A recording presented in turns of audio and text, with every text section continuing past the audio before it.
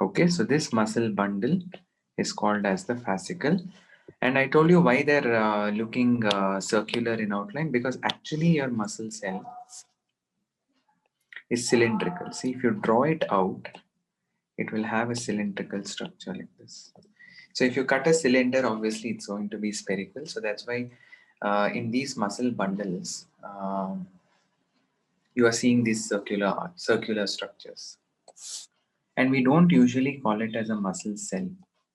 Each structure, cylindrical structure that you see here, is referred to as a muscle fiber. We prefer to call it as a muscle fiber because your muscle cell is not like a regular cell, it's actually cylindrical. Since it's a cylindrical structure, it's like a fiber, it's therefore referred to as the muscle fiber. What will you see in the muscle fiber? You will see that there are peripherally located nuclei. See, I'm showing more than one nucleus and they are peripherally located. So that's why we also call your muscle cell as syncytium. Syncytium means it is multinucleated.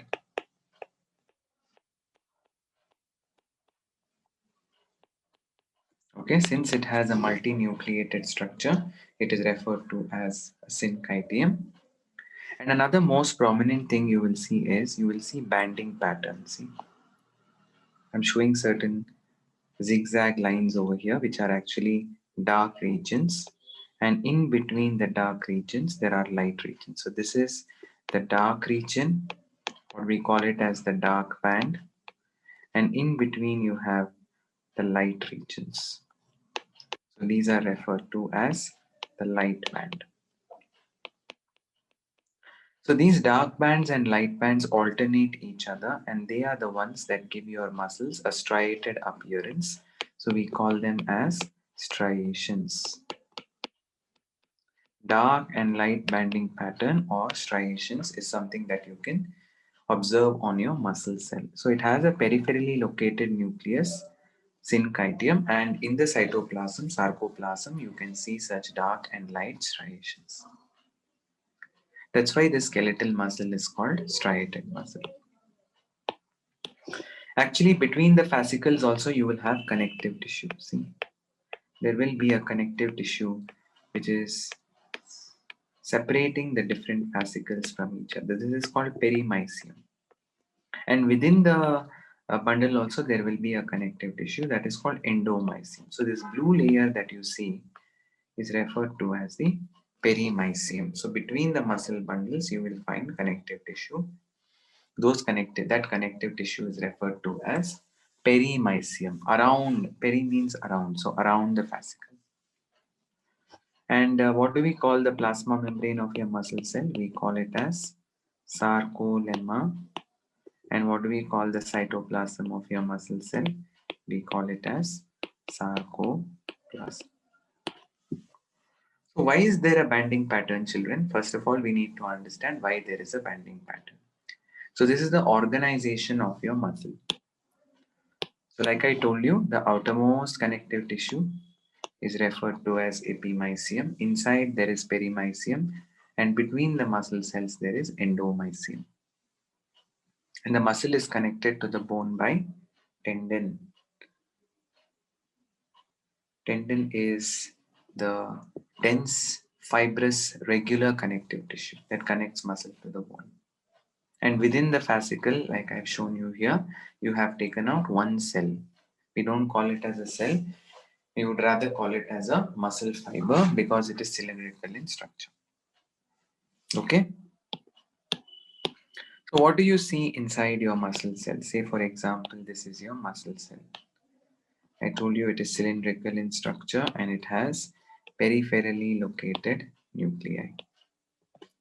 So within the muscle cell, you will have numerous parallelly arranged cylindrical structures. So I'm only showing two cylinders here. So these parallelly arranged cylindrical structures are found inside your muscle cell.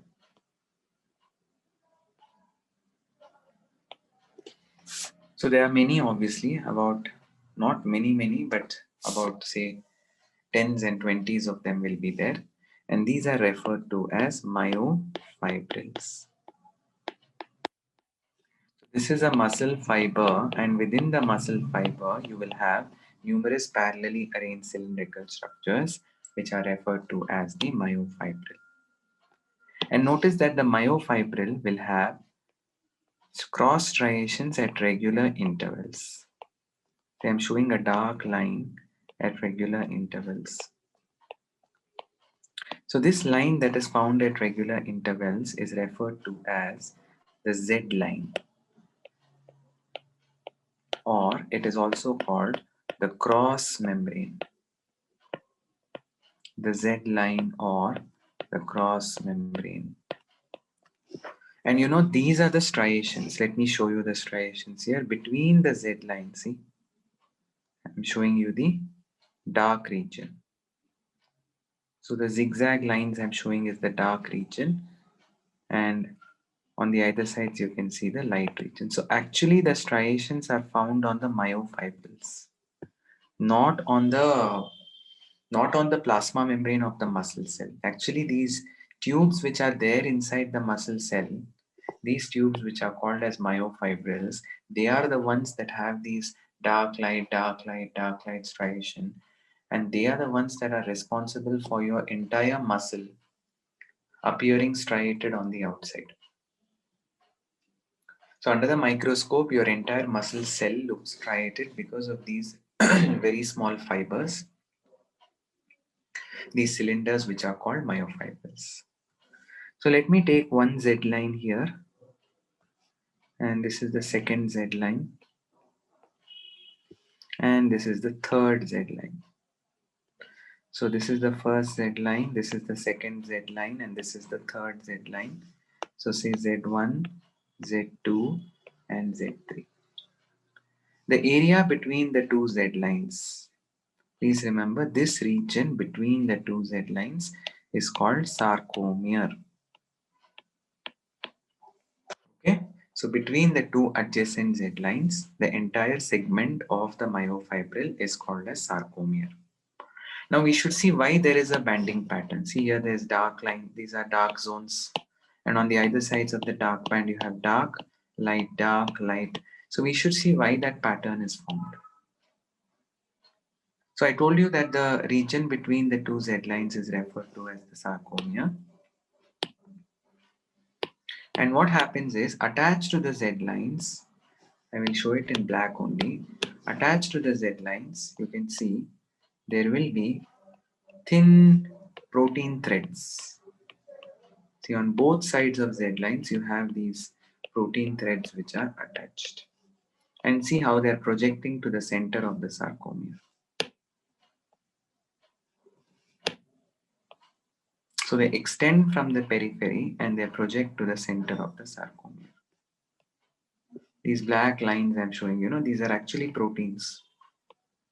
So in each sarcomere, you can see that these protein filaments are extending towards the center.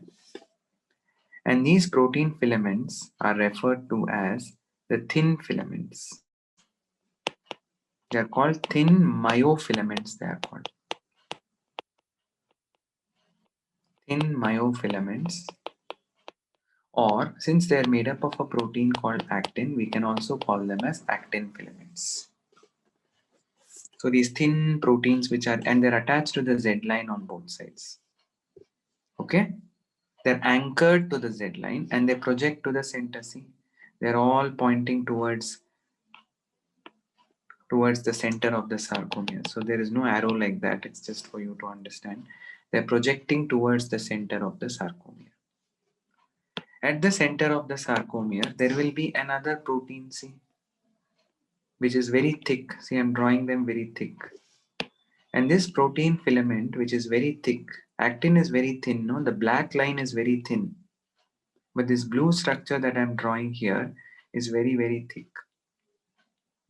And it is present exactly in the center of the sarcomere.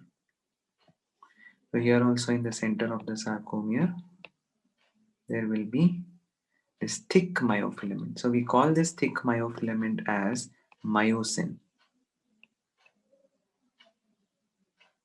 So the thin myofilaments were called actin, and these thick myofilaments are referred to as myosin. So I'm going to label them as thick myofilament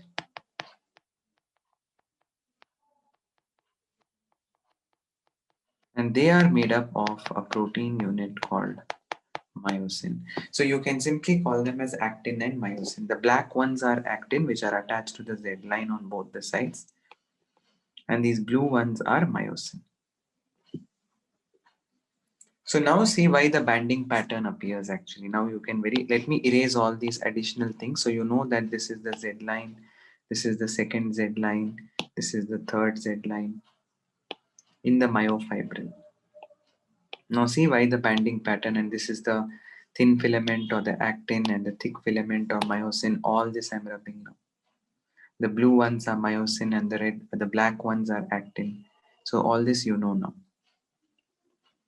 Why does the banding pattern appear? Why is there dark light banding pattern? Now observe this central zone, all of you. This entire central zone, if you observe, of the sarcomere. I will highlight it with a red dotted line. See this central zone. This entire central region of the sarcomere will appear dark under the microscope. So this is called the dark or the A band. Why does it look dark? I told you, no, there is myosin also. Myosin is thick. That's why it appears dark. And it is overlapped by thin filament. See, some parts of the actin filament is also overlapping the myosin filament here. The entire length is occupied by myosin filament, and parts of actin filaments are passing over myosin. They're overlapping myosin filaments. So this entire region of the sarcomere, not only does it have myosin in it, but it is also overlapped by actin filament. So this will look dark under the microscope. So this band is called the dark or the A band.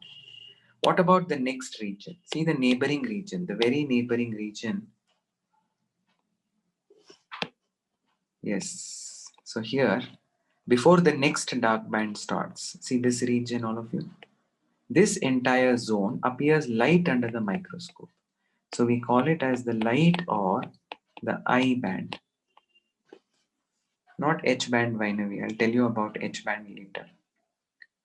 So this band where Z line is located, see Z line is there, no, here in the center. This is the Z line.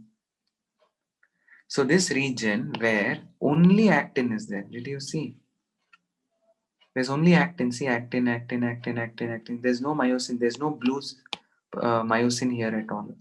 So this entire zone immediately neighboring the dark zone where only actin is located, where only actin is present, is called the light or the I band. But you know what is this light or I band bisected by? See, in between, in the middle of the light or the I band, you have the Z line. See, this is the Z line. Z line bisects the light on the I band. Another zone is there within the A band. See, within the A band, this central zone, you see, the central zone of the A band, I'm showing it in green. There is no actin over here. This central zone where there is no actin is called H zone. We call it as H or Henson's zone, it is called. H zone appears slightly less dark. It is a part of dark band, no doubt, but it appears slightly less dark. Why it appears less dark, children? Because only myosin is there. It is not, these parts of actin are not there here, see. It's not overlapped with, but the peripheral region of the dark band has myosin also, and it is overlapped by actin on both the sides. But the central zone of the dark band or the A band has only myosin. It is not overlapped by actin, see. So this central zone, which appears slightly less darker, is referred to as the H zone.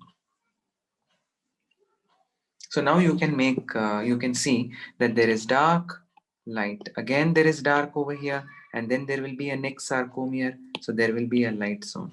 So it keeps going like that: dark band, light band, dark band, light band. And that is what appears as these striations. See, dark, light, dark, light, dark, light, dark, light.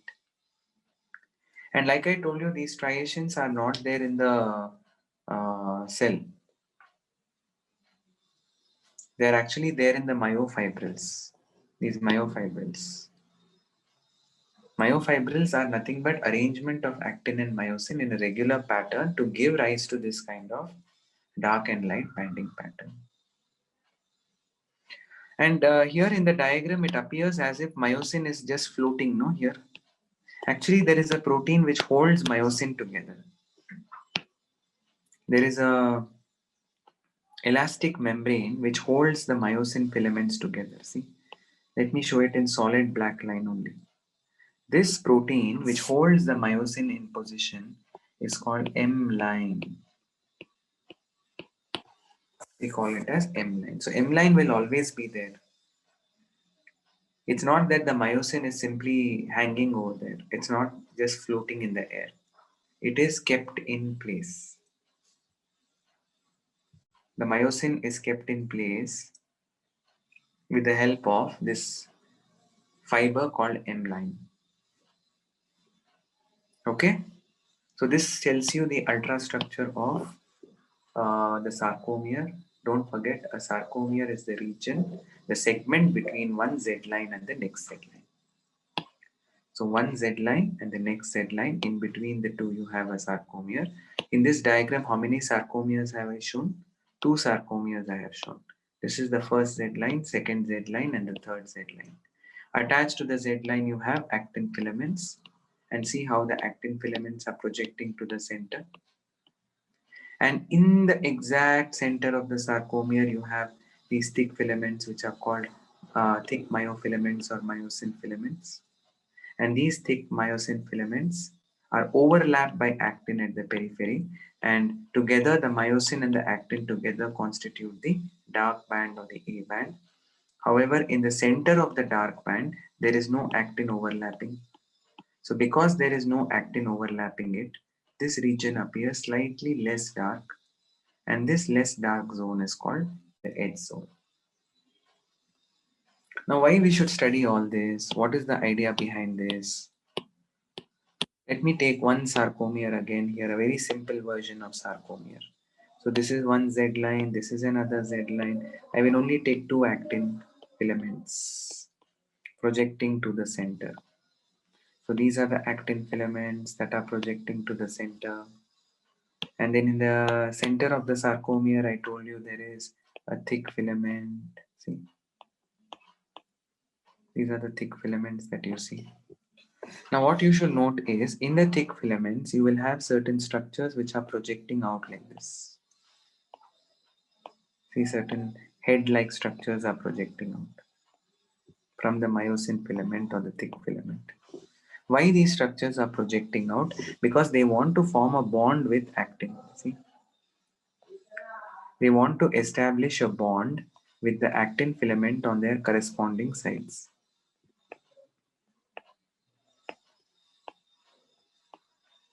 And this bond that is formed between the myosin head that is projecting out and the actin filament, this bond is called a cross bridge.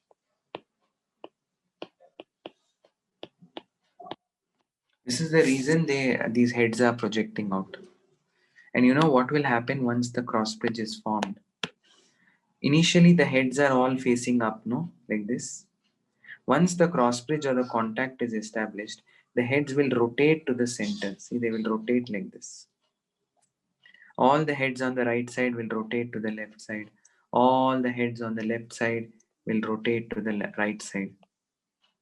So what will happen, children, when they rotate to the center of the sarcomere? See, this is sarcomere, no? One Z line to another Z line is a sarcomere.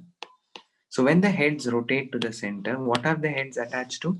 They're attached to actin filaments. So when they rotate to the center, they will also drag the actin to the center. See, edge zone is disappearing. I told you, no, the central zone where actin is not there, this zone is called edge zone. That edge zone disappears now because these actins are pulled close to each other. And who is pulling them? It is the myosin head. And this is called sliding filament theory. The thin filament and the thick filament are sliding past each other. They are sliding against each other, the thin filaments and the thick filaments. That's why this theory is referred to as the sliding filament theory. So it's like the heads are attaching to the actin filament and they're forming a cross bridge, and then the heads are rotating. When the heads rotate to the, where do the heads rotate? They always rotate towards the center of the sarcomere. And when they rotate to the center of the sarcomere, they are also going to drag the actin filament. Can you guess what will happen to the sarcomere when the actin is getting drawn? Even the Z line will get pulled closer to each other because actin is attached to the Z line. So actin is getting pulled and even the Z line is getting pulled closer. So that means what is going to happen to the sarcomere? Very good. The sarcomere shortens, isn't it? This is what is muscle contraction. When your muscle contracts due to this sliding filament, due to these due to the thin filament sliding past the thick filament, the thin filaments are drawn closer to each other. See, these two are drawn closer to each other, and the thin filaments are in turn attached to the Z line, and the Z lines are also drawn closer to each other, and the sarcomere will shorten. Every sarcomere will shorten in the muscle, in the myofibril, and ultimately the entire muscle cell will shorten, and that is what is muscle contraction. Shortening of the muscle fiber is what is muscle contraction. And when your muscle relaxes, these actin filaments which are brought closer to each other will go back to their original state, and the sarcomere will come back to its original length. That is called muscle relaxation. So here we are talking about muscle contraction. Okay. So in the next few slides, I will tell you the exact mechanism also involved in, because the steps are important. They will ask you statement questions from the steps involved in muscle contraction. And of course, you all should know one more thing here. If you can go through your NCRT, you will get to know what these myosin filaments are made up of. See, if you pull out one head, imagine you have plucked out one of the heads out of this myosin filament. It actually will have a structure like this. It will not only have a head, but it will also have a tail. And actually, it's usually found in twos like this. And the tails are wound around each other like this. So this is the kind of structure you will see if you pull out the myosin head. So these structures are called, this is called the globular head. This is called the arm. And this is called the tail. The entire structure is called meromyosin.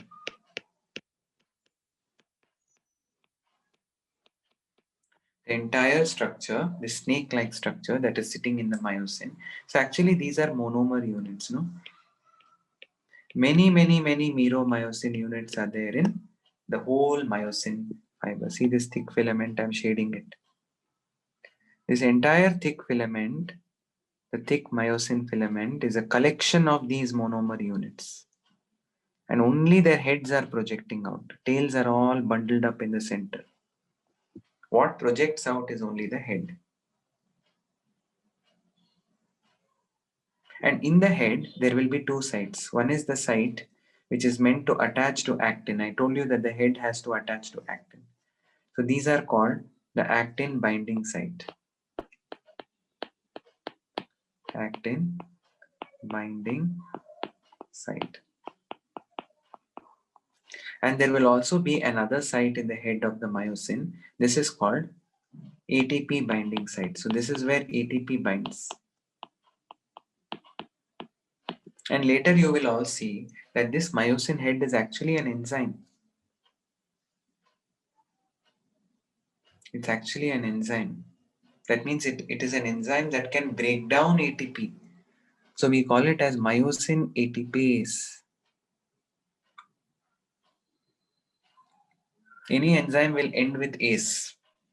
So this head of the myosin has the ability to break down ATP molecule, and that's why it is called myosin ATPase, because it is actually it exhibits enzyme activity also.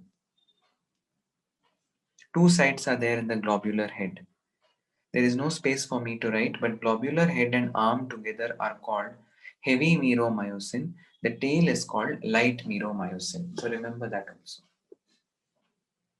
The head is called heavy meromyosin, and the tail of this meromyosin is called light meromyosin. It's based on their molecular weights.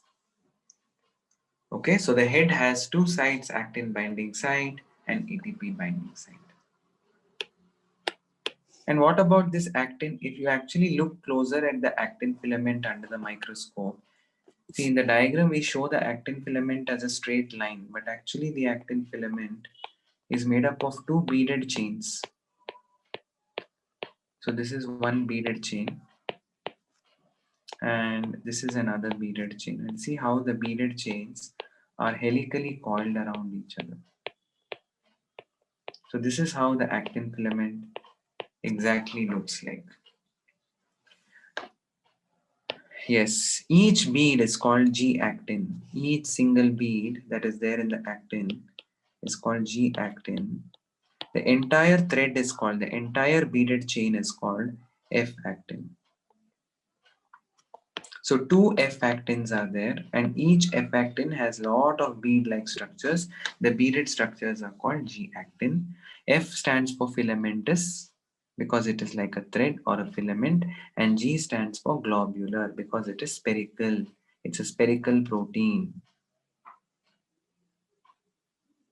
So two helically coiled or helically wound F-actin molecules or F-actin strands, and each F-actin chain has many individual units called G-actin or globular actin. And then you will also find another protein at regular intervals which is wound helically like this. This protein that is wound, that is coiled around the F-actin is called tropomyosin. And attached to the tropomyosin at regular intervals, you will find a group of three subunit proteins. It's a protein which has three subunits, and this is called troponin. So this is how the thin filament actually looks like. The thin filament is not just a straight thread. It's not just a straight chain like that. It is actually made up of two beaded chains which are coiled around each other along with this tropomyosin. This tropomyosin is coiled wound around the F-actin molecules, and at regular intervals you have troponin. And please remember, troponin is the binding site for calcium, and without calcium muscle cannot contract. So during muscle contraction, calcium goes and binds to troponin. So ultrastructure we have discussed now. Ultrastructure of both the meromyosin, the myosin or the thick myofilament, as well as actin or the thin myofilaments. Okay, so we will do some a lot of, I think majority of the questions will be based on what I have discussed with you now. So we have covered most of it. So let us see, we'll come back to sliding filament later. Select the correct statement, they say. A decreased level of progesterone causes osteoporosis in old people. Accumulation of uric acid crystals in the joints causes their inflammation. So what is the correct statement among the two children? Is there something wrong with the first statement?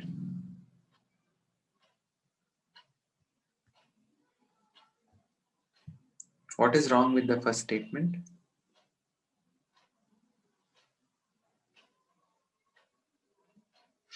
Yes.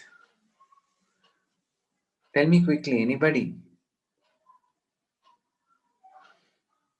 It is only in women. Very good. So this disorder of osteoporosis is seen only in women, right? That is one thing. Another thing is, please note, it is not progesterone, no, it is estrogen. Fall in estrogen levels are associated with, specifically, fall in estrogen levels is associated with osteoporosis.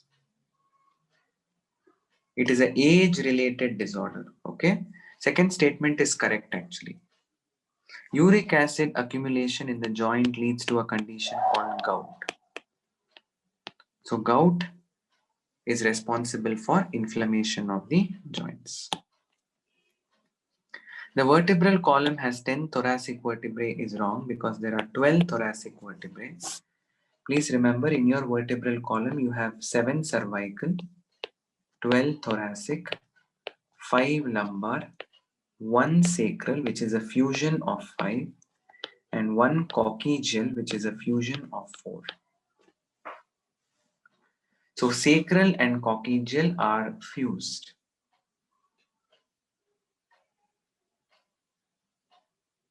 Okay, so please remember this: 7 cervical, 12 thoracic, 5 lumbar, 1 in the NCRT they've given it as 1 sacral, 1 cervical, 1 sacral and 1 coccygeal. But sacral is a combination or a fusion of 5, and coccygeal is a fusion of 4. The joint between adjacent vertebrae is fibrous joint, they are saying. Is it correct, children? So if this is one vertebrae, so you know that your vertebrae are the bones which are there in your backbone, and this is the next vertebrae.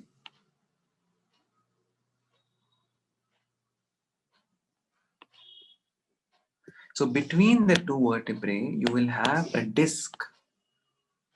See this disc I am drawing here. I am shading it. This is not a fibrous joint. This is called intervertebral disc. It is a cartilage. Which cartilage is it? No doubt it is a fibrous cartilage, but it is not a fibrous joint. It is a cartilaginous joint. Cartilaginous, or we call cartilaginous joints also as imperfect joints, children. Imperfect or amphiarthrosis it is called. Amphiarthrosis means movement is there, but movement is not so free as a synovial joint. So the type of joint is not fibrous joint. It is cartilaginous or imperfect or amphiarthrosis between the adjacent vertebrae. Where do you see fibrous joints? Fibrous joints is called synarthrosis because you cannot move it. It is also called immovable joints. Synarthrosis or immovable joints. The best example for fibrous joint is sutures. Sutures meaning between the skull bones. So you cannot move your skull bones, isn't it? So remember, two joints we have covered here. One is cartilaginous joints and one is fibrous joints. Cartilaginous joints are those which are partially movable. They are called cartilaginous or imperfect joints. Okay, just a minute, children. I'm getting an important call, please.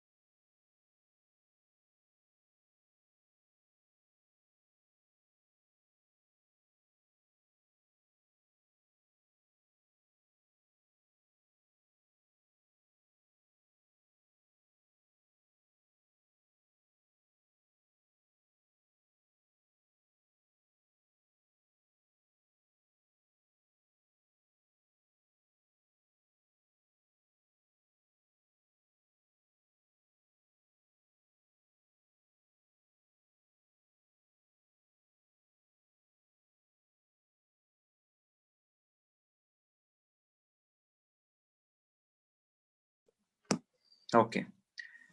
So between the vertebrae, cartilaginous joints, and there is one more cartilaginous joint that you find in your pelvic bone. Remember that also. It is called pubic symphysis. Okay. So one is intervertebral disc, and there is one more that you find in your pelvic bone. There is a disc of cartilage between your pubic bones. It is referred to as the pubic symphysis. Anywhere else do you find cartilaginous joints, children, other than vertebral column and pubic symphysis? Is there any other bone? You also find cartilaginous bones between your ribs and sternum. Between your ribs and your breastbone or sternum. So there is hyaline cartilage at the end of your ribs. So this is also a cartilaginous joint. See, cartilaginous joints are called amphiarthrosis because movement is not as free as synovial joints, but there is a certain degree of movement. Yes, you find cartilage in the nose, but not joint. It is not a joint, right? Okay. Three of the following pairs of human skeletal parts are correctly matched with their respective inclusive category. One pair is not correctly matched. Which one they are asking? So sternum and ribs, they are saying, is axial skeleton. Whichever part of skeleton is present along the midline of your body is called axial skeleton. So this is correct. Sternum, ribs, vertebral column, skull, everything is a part of your axial skeleton. Clavicle and glenoid cavity is pelvic girdle, they are saying. Clavicle is actually a collarbone, and glenoid cavity is a cavity that is there in your scapula. Scapula is nothing but your shoulder blade, and this is basically your shoulder region. Your shoulder region is not pelvic.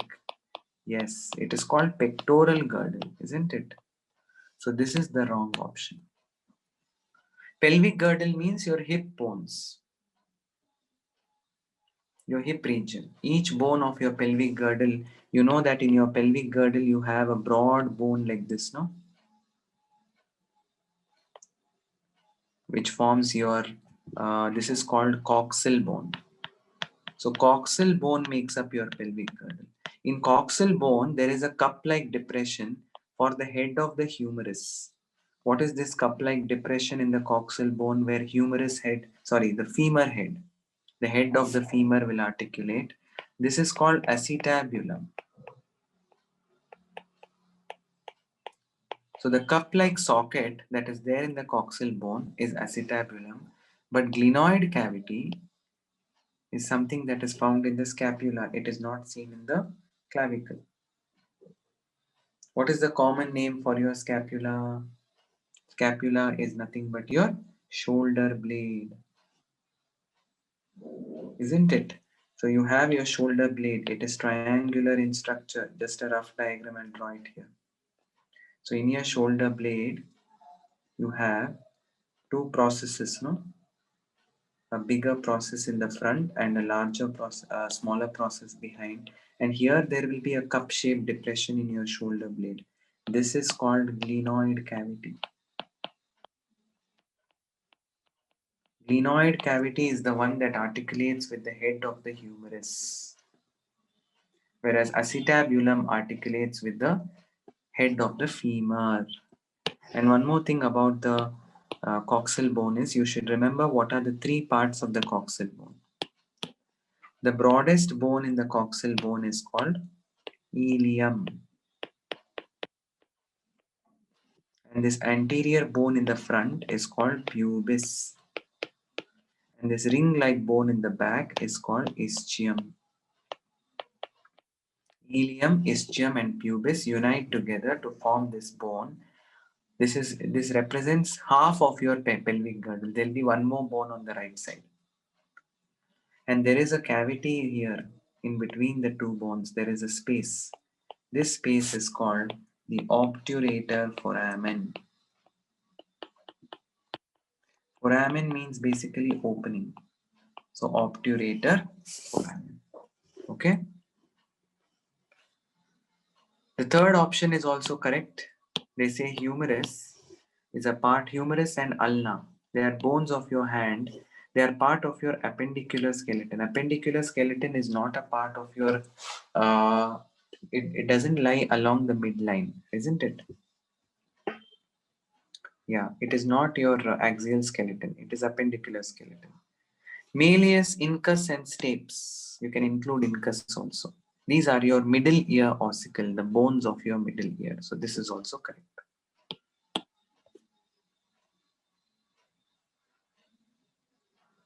The characteristics and an example of a synovial joint in human beings is synovial joints are, they are also called diarthrosis.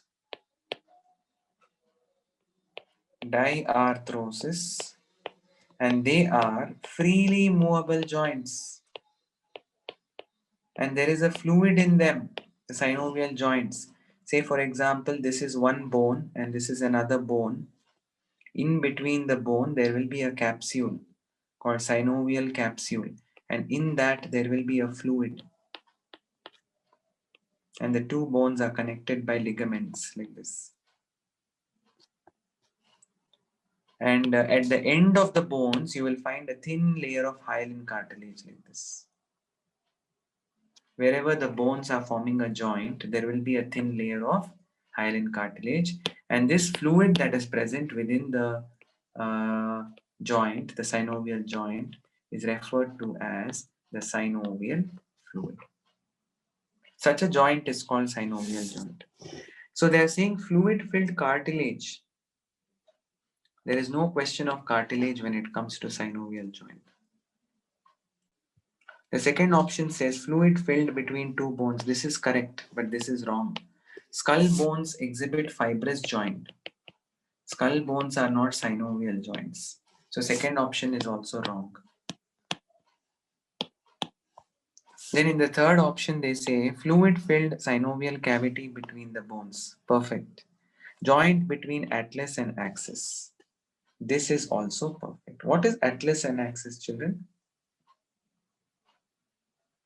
Where do you find atlas and axis? Atlas and axis are cervical vertebrae.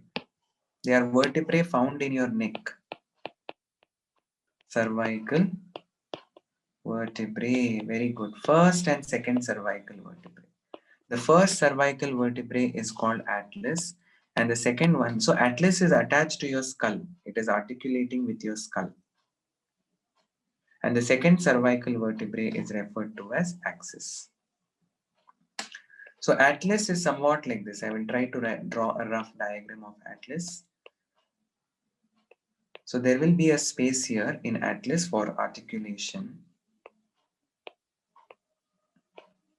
So atlas is somewhat like this, and below atlas there will be the axis.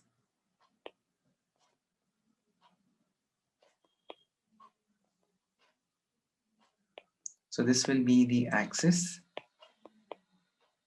And notice how the axis and atlas, they both fit into each other. This rounded projection that I'm shading here of the axis is referred to as the dens.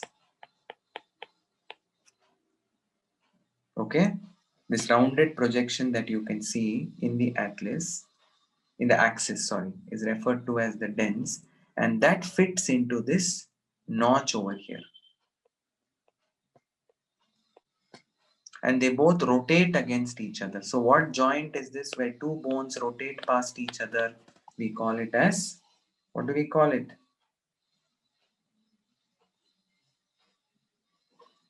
Pivot joint. We call it as pivot joint. This is sometimes also called odontoid process. Odontoid process or dens of the atlas. And see how it fits into this small depression. This depression is sometimes called odontoid fossa. Fossa means depression.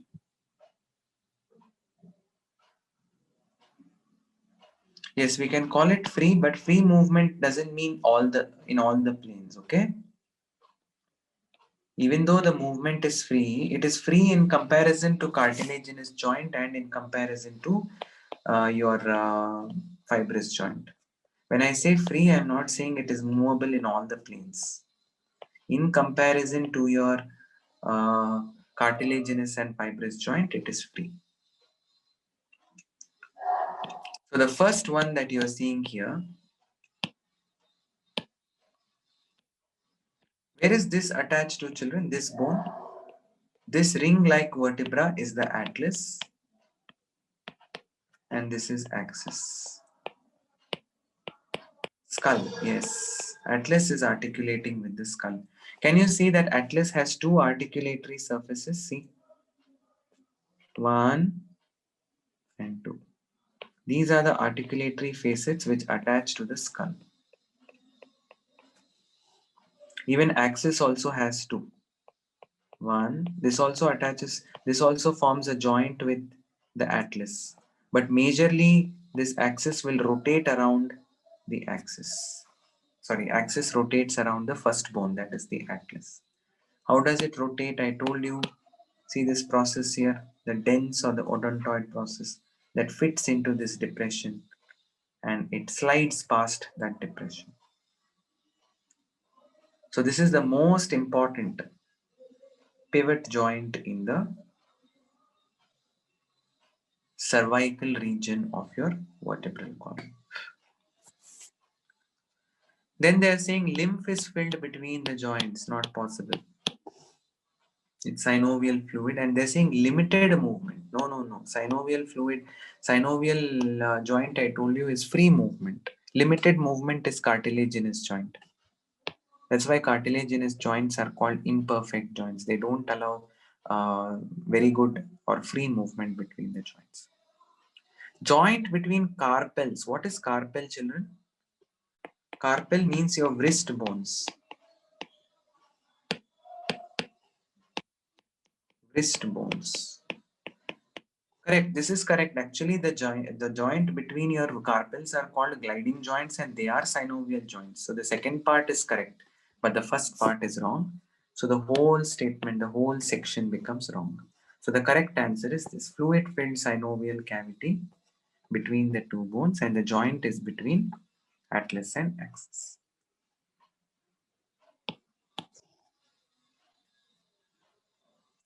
The solid linear cytoskeletal elements having a diameter of about 6 nanometer and are made up of a single type of monomer units are nothing but what we discussed already, actin filaments.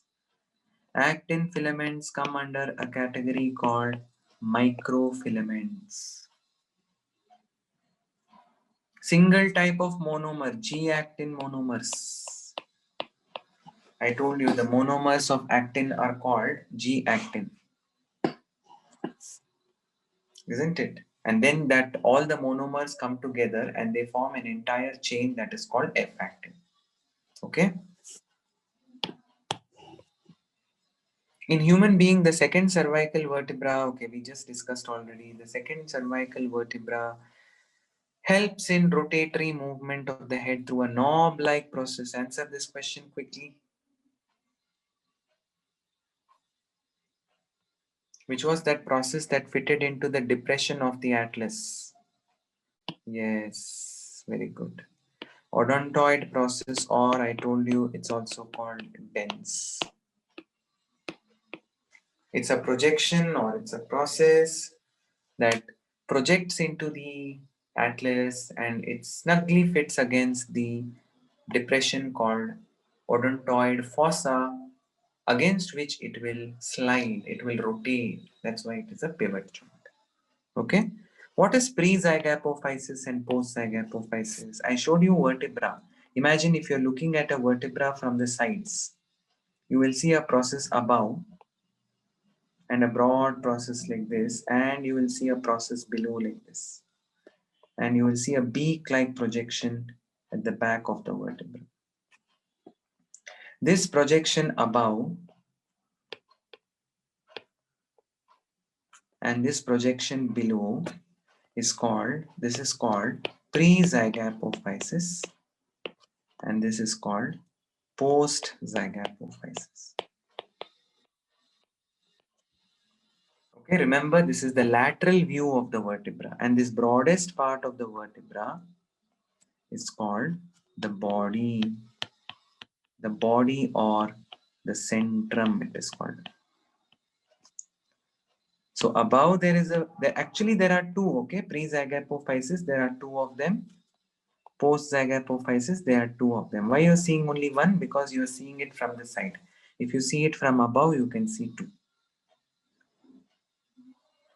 So pre and post-zygapophysis, and then this broad structure is called transverse process. These are also two, one on this side, one on the other side. So we call it as transverse process. And this beak-like structure that you are seeing is one only. One at the back. It's called the neural spine. So pre and post zygapophysis is something that is associated with, what do you call this bone? It is vertebra. Each vertebra has a pair of pre-zygapophysis and a pair of post-zygapophysis.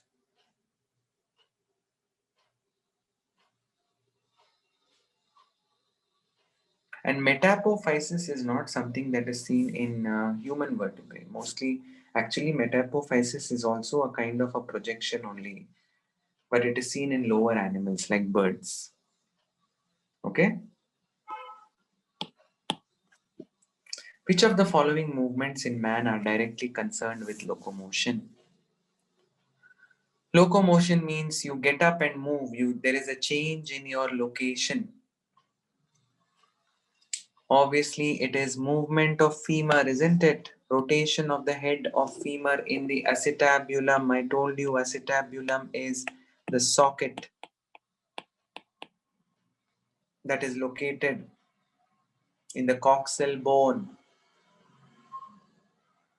When does your femur head rotate to and fro? Ball and socket joint.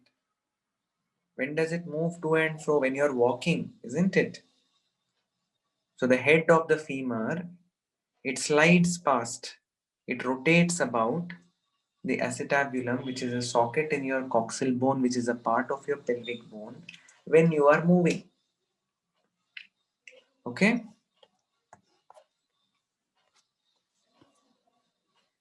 Deltoid ridge is a ridge which is meant for attachment of muscles found in your bone of the upper arm, which is called humerus.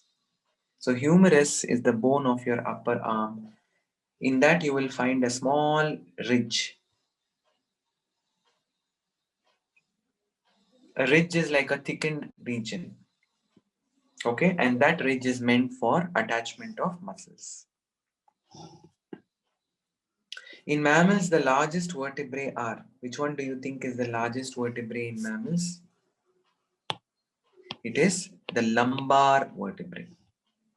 Okay, I told you the number also, 7 cervical, 12 thoracic, 5 lumbar, 1 sacral, but a fusion of 5, 4 coccygeal, 1 coccygeal, that is fusion of 4. Okay. Find out the correct order of the number of bones in the parts of the skull. Cranial bones. How many cranial bones do we have in our skull? We have 8 cranial bones in our skull. We have 14 facial bones in our skull. And they are talking about hyoid bone. We have 1 hyoid bone at the base of your tongue, which supports your tongue. And we have 6 middle ear bones. 6 means 3 on the left side and 3 on the right side. So 8 cranial bones, 14 facial bones, 1 hyoid bone, and 6 middle ear bone make up your skull. If you just consider the cranial and the facial bones, your skull will have 22 bones. But you have to take into account even the hyoid bone as well as the middle ear ossicles. Okay?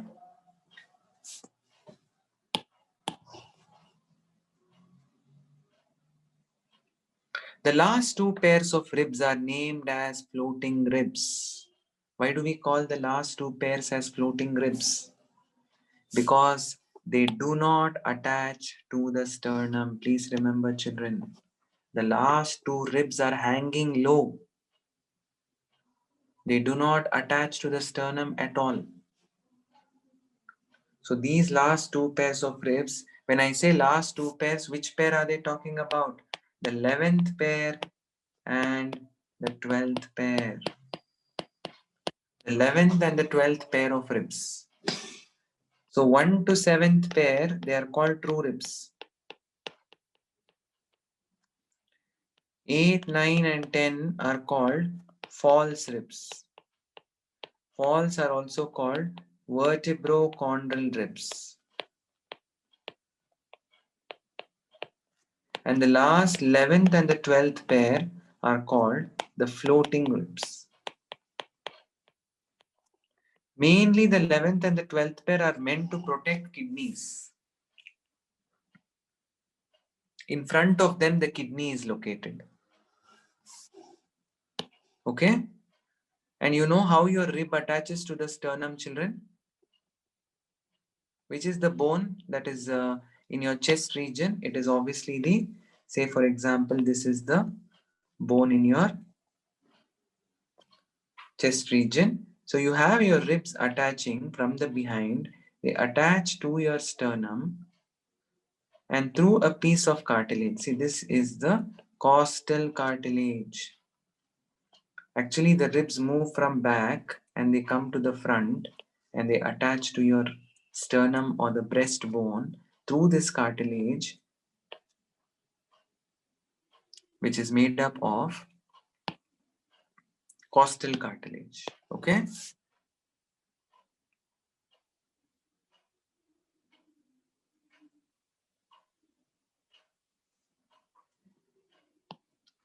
And then I was telling you about the which rib were we talking about? The 7th, 8th, and the 9th.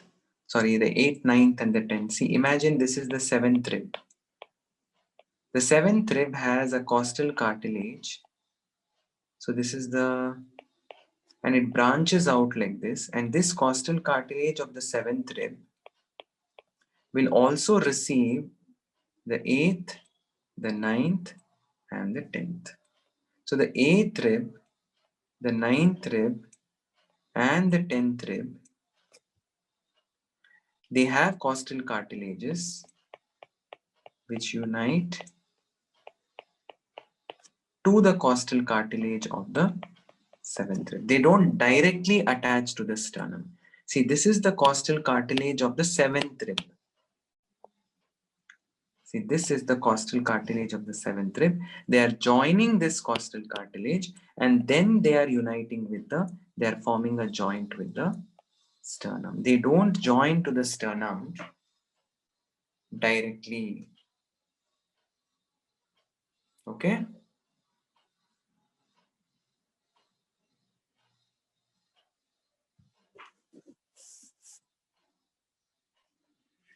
Fine.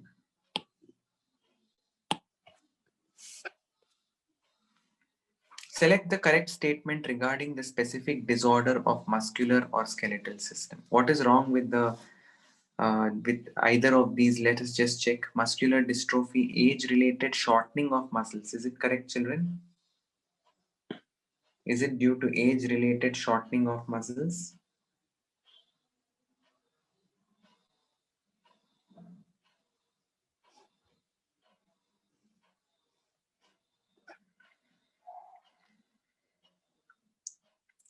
Anish, I think they have they taken into consideration even the carpal bones and the tarsal bones? 6 carpal bones, 7 actually, and then you have to take into account 7 ankle bones. You calculate all that, you might get the value of 206. Okay?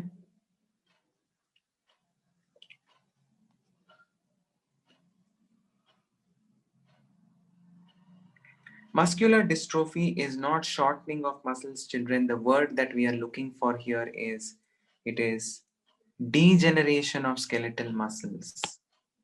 So this is wrong. Osteoporosis, decrease in bone mass and higher chances of fractures. Is it correct?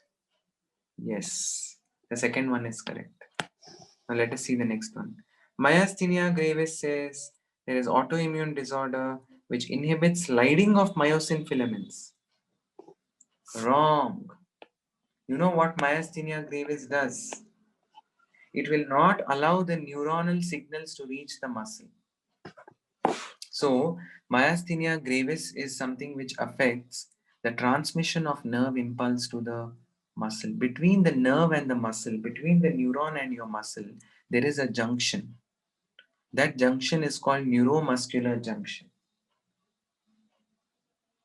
So, in this disease called myasthenia gravis, your neuromuscular junction is severely affected, and that leads to weakening of your muscles. It has nothing to do with the inhibition of sliding of myosin filaments. Gout is calcium, it seems. No, it is uric acid. We had discussed already, right?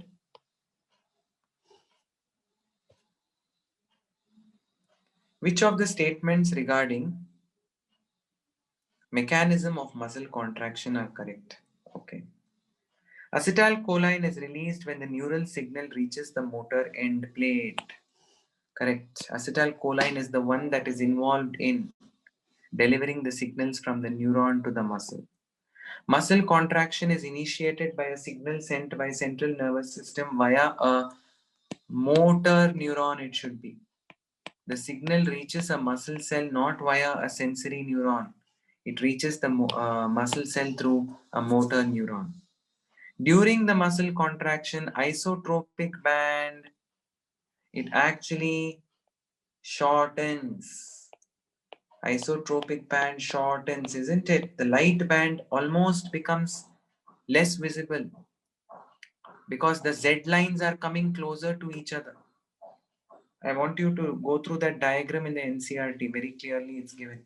What line disappears, H line disappears, I band becomes shorter during muscle contraction. So this is also wrong. Repeated activation of muscles can lead to accumulation of lactic acid. This is correct. This is what leads to a condition called muscle fatigue, right? Due to accumulation of lactic acid, you have a condition called fatigue.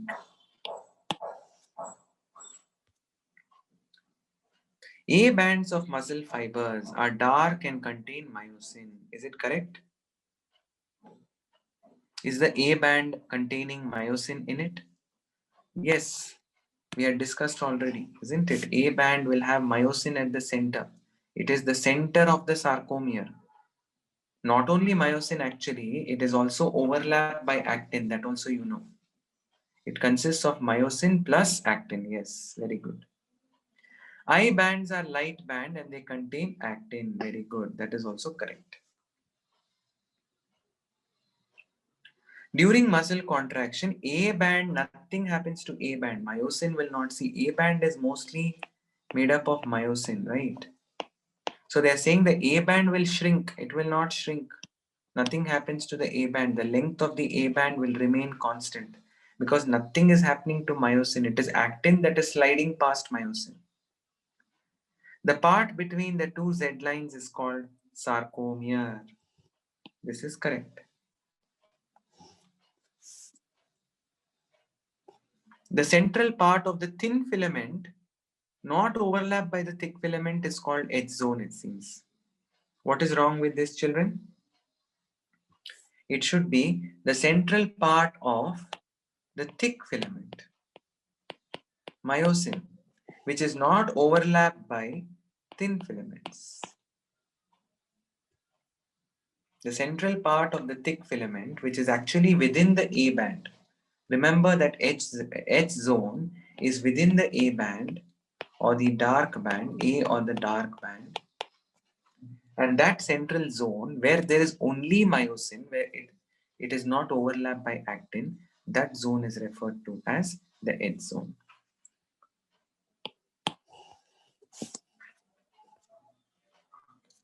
Okay, all this is very easy, no? You can easily answer these questions if you go through the NCRT textbook. So what do you think here? Parts labeled A, B, C, D. A is pubis, the bone in the front. I told you that this bone is called the coxal bone. B is, what is B? B is femur. So this is pubis. A is the pubic bone. B is the femur bone. What is C? C is the medial bone of your shin. This region of your leg is called the shin or the shank. And this, if you are talking about the region closer to your midline, it is called medial. So towards the midline is called median. Away from the midline, it is called lateral. So the median bone of your shin is referred to as the tibia. So femur and tibia. D is the broader bone. I was telling you the broader bone of the coxal uh, bone is called ilium. And this part of your vertebral column that is attached to your pelvic bone is called sacrum. So for this, you should be thorough with all the NCRT diagrams. An example of gliding joint is the zygapophysis of the adjacent vertebra. See, even the zygapophysis of the adjacent vertebrae, I was telling you, that vertebrae have projections which articulate with the adjacent vertebrae. They are called pre-zygapophysis and post-zygapophysis. Between the two zygapophyses, there is slight gliding movement that you can expect. So they are also called gliding joints. Where else do you find gliding joints? You find them between the carpels. You find them between the tarsals. You also find them between your clavicle and the breastbone. It is called the sternoclavicular joint. Clavicle is nothing but your collarbone. Your collarbone articulates with your sternum. So sternoclavicular joint is also an example for gliding joints. Gliding joints are also called planar joints. They are a type of synovial joints. They allow free movement, comparatively free movement, as in comparison to cartilaginous joints and fibrous joints.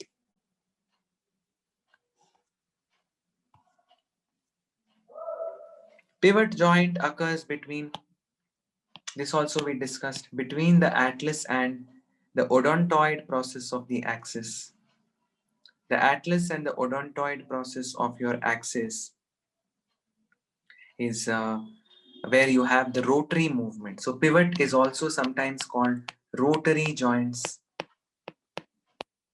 Another name for pivot joint is rotary joint, where two bones will rotate past each other. And all the others are synovial joints. And they're all like, for example, if you take the hip and the shoulder joint, they're called ball and socket joints, isn't it? Sternoclavicular joint, I already told you, is a gliding joint. Temporomandibular joint means between your lower jaw, the joint between the skull and your lower jaw. Can you guess what kind of a joint is this? This is a type of synovial joint that is called hinge joint. Temporomandibular joint is hinge joint. Okay, so among all the given options, the only rotary or pivot joint is between the atlas and the odontoid process of axis. Example of an imperfect joint. What do you mean by imperfect joint? Do you remember? Tell me first, what is imperfect joint? Imperfect joint means, I had told you, cartilaginous joint. Yes. So it cannot be A, no? It has to be B. Pubic symphysis. Between the pelvic bones, between the pubic bones of your coxal bones, there is a small pad of cartilage, fibrous cartilage, and this is called pubic symphysis. Okay? Which of the following characterizes both skeletal and smooth muscle cells? Both skeletal and smooth muscle cells are very, very receptive to signals coming from the neuron. So we can say both skeletal and Smooth muscle cells are excitable. They're receptive to neuronal signals and they form neuromuscular junctions with motor end plates. In what order would your scalpel first penetrate the layers of a connective tissue upon cutting your muscle? If you're cutting a muscle, which is the outermost connective tissue of the muscle? The outermost connective tissue of your muscle is epimysium. So first you will encounter epimysium. You will have to cut the epimysium first. Then you will have to pass through perimysium. Perimysium is between the muscle bundles. And then between the muscle cells, you have endomysium. So 2, 3, and 1. Isn't it? Epimysium, perimysium, endomysium. So this is the diagram that I drew in the beginning of the class. That is the organization of a skeletal muscle, a typical skeletal muscle.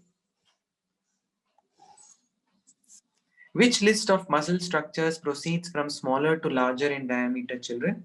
These are all parts of a muscle. Smallest to the largest, you tell me. Smallest is actin and myosin. What do we call actin and myosin collectively? We call them as myofilaments. So the first one should be myofilament. And what are the tubes that are present within the muscle cell which are made up of these myofilaments? Myofibrils. So first comes myofilament, then comes myofibril, then comes muscle cell. The entire fiber is called muscle cell or muscle fiber. And many muscle fibers together make up a muscle bundle or a muscle fascicle. So it is the third answer.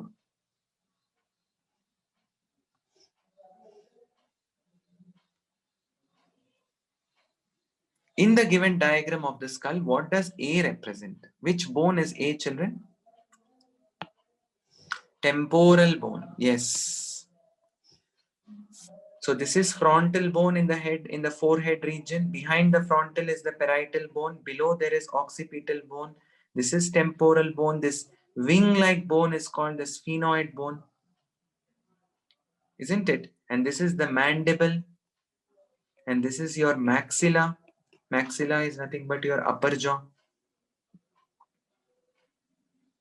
Correct? And let us see if we can zoom it here.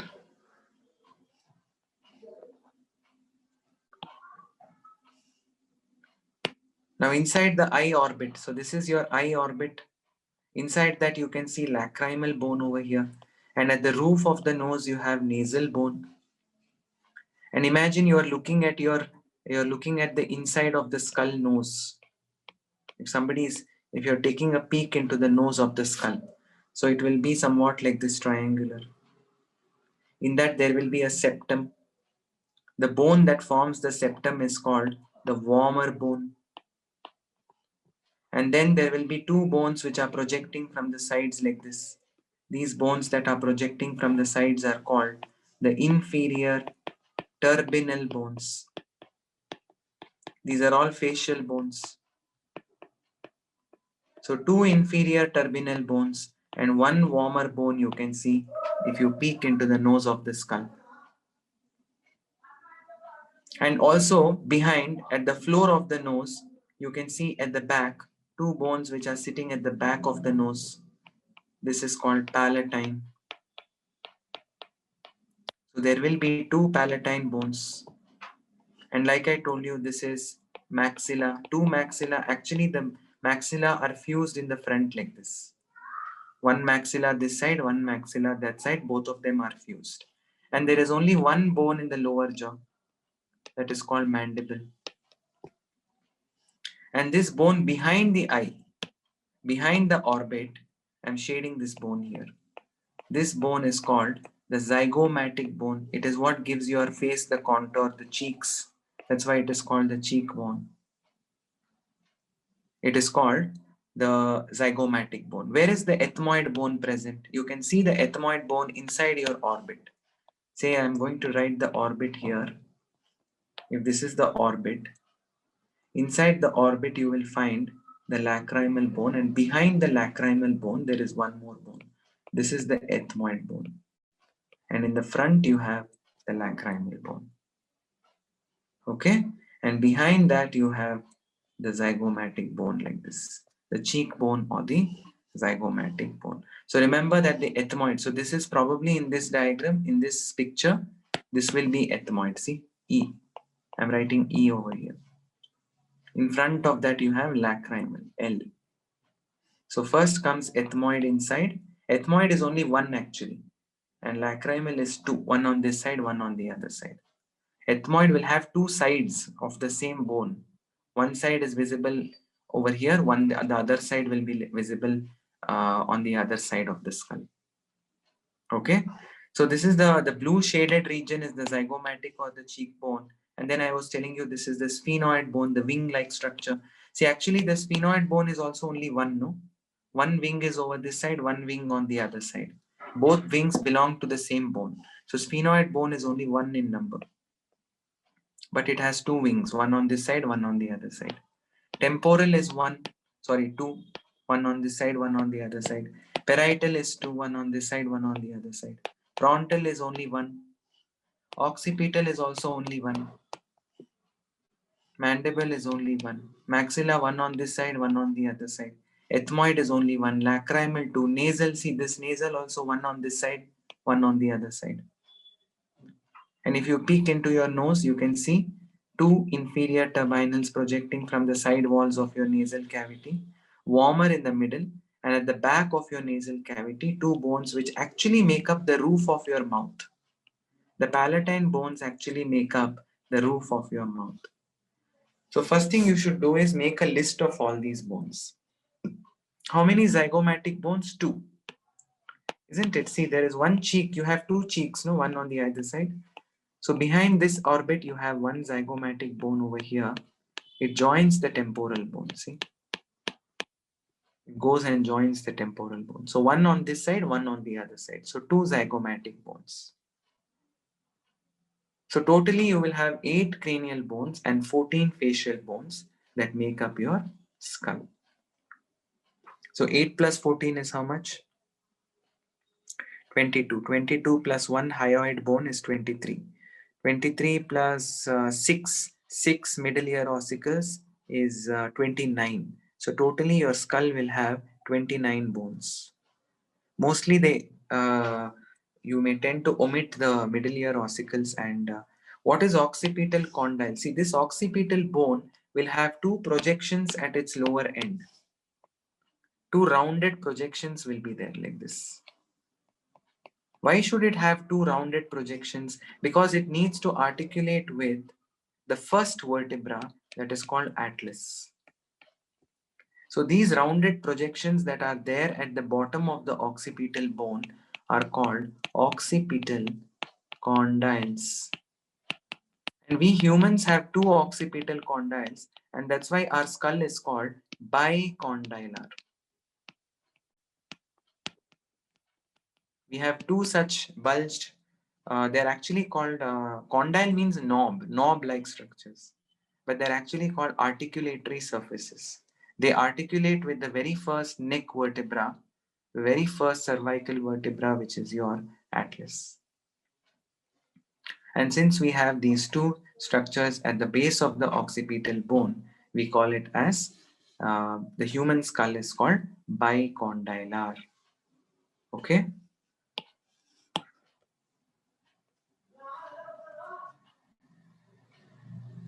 Which one of the following is the correct description of a certain part of the human skeleton, they're saying? Parietal bone and temporal bone are joined by fibrous joint. Correct. I told you the fibrous joints of the skull are called sutures. So the first statement is correct. First vertebra is axis, they are saying. First vertebra is atlas. See, I was telling you just now, it articulates with the occipital condyles of your occipital bone. The two rounded structures which are projecting from the occipital bone are called occipital condyles. So the second option is wrong. The 9th and the 10th pairs of ribs are called floating ribs. Obviously, it's the 10th and the 11th pair, sorry, The 11th and the 12th pair of ribs, which are called floating ribs. Glenoid cavity is not where the thigh bone articulates. It is where your humerus articulates.